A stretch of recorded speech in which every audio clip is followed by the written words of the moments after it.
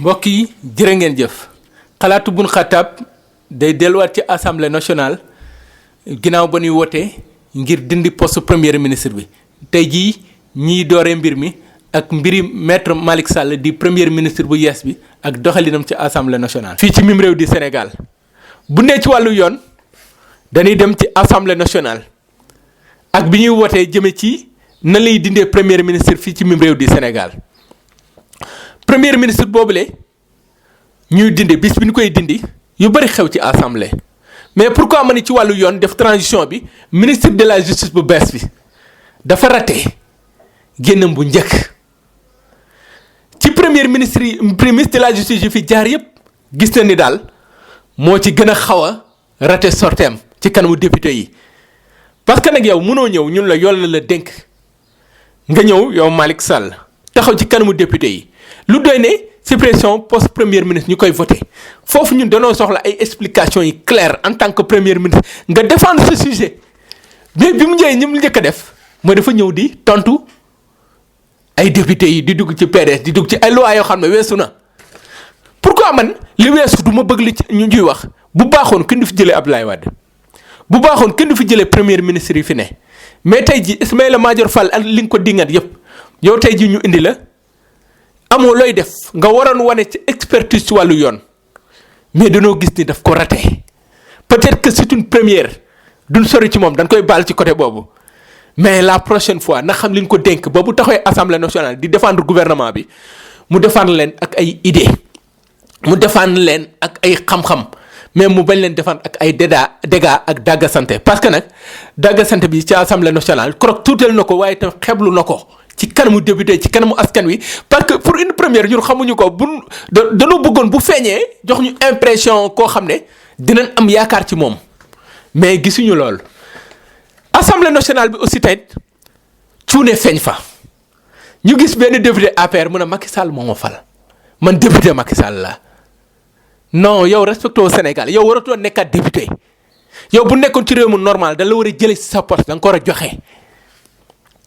ak respect bi ñu am ci moom yëpp parce que yow Sénégal yëpp voté dem ba 18h ñiy xeex ñiy xulo am sax ñiy dee ci élection pour yow nga nekk député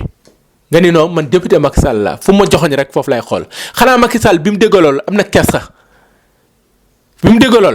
na kersa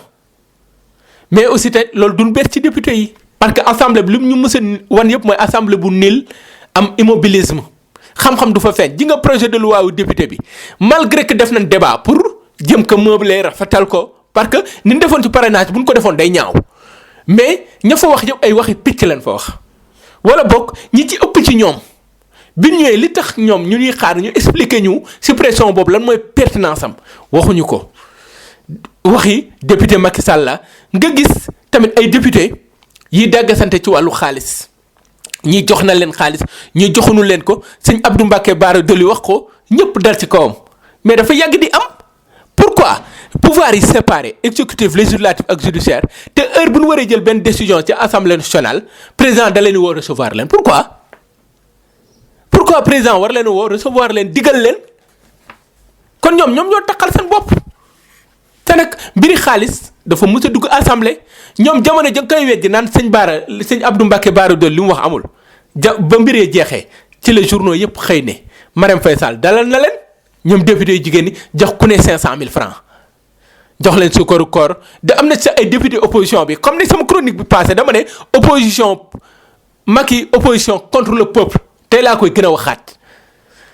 mi opposition pouvoir faale wuñ ñu xaalis lañ gëm ak nguuru mën nañu toog ci kanam nit ñi sóob ànduñu ci li mais bu nu weetee ñi ëpp ci ñoom dañuy àndaat parce que ñaar dañ ko gëm dañoo ngëm nguur gëm alal te ñaar bu ko nit gëmee wala ñett nguur alal ak jigéen ngorom day sew ngorom du rëy parce que nit ko pour mu gore il faut que mu bañ a faale xaalis bañ a faale jigéen mais bañ a faale nguur mais bu dee da nga jiital nguur ci lépp looy def doo gore bu dee da nga jiital xaalis ci lépp looy def doo gore bu dee da nga jiital jigéen ci lépp looy def doo gore te ñun suñuy politiciens dañoo gëm nguur ak xaalis képp ko ci xëpp xaalis ngorom ruus ba jeex kon il est temps que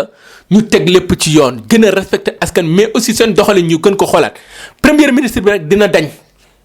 dina dañ man li may faral di wax rek di ko tooñee Mohamed Dionne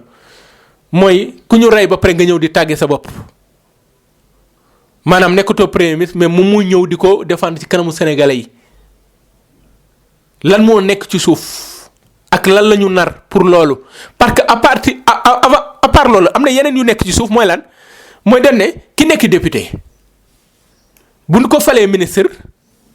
léegi moom buñ ko dàqaatee ci ministre bi moom mun na ñëwaat nekk député jël plateau suppléant bi pourtant liste bi ñu koy defar suppléance da cee bokk pourquoi suppléant boobu ñun bëgg ko nasaxal ban ko jox benn légitimité fragiliser ko mais adduna da ngay def choix ki soit def choix dem nekk ministre dafa war a compétent ba kenn du ko dàq mais bu demee toje suñu alal nag ñu dàq ko mu ñëwaat nekk député mais un mauvais député la ñuy am tey jii le cas de Modou Diagne Fada jëlee nañ ko ci député am mu dem nekk directeur ci Sonacos mais moom bu ñu ko dàqee Sonacos loi bi moom lan la prévoir pour moom alors que dañ ne la loi elle est impersonnelle c'est-à-dire que loi bi xamewul ma Samba xamewul ma Demba kon il est temps que ji nga sunu mbiri premier ministre bi dañ ko def laxas ci yu bari mais bis dina ñëw yuuxu jub fu ñu ko foogewul te nag nañuy sóor dee ci lu ne ndaxte day bette kon lépp looy jëf rek del sóor ni ëllëg ay nettali moom la ñuy dese comme ni ñuy nettalee tey ji jëme ci mbiri Cheikh Béthio Thioune mbokk yi mu doonoon xalaatu bun xataab sur la teranga.info bu beneen yoon incha allah.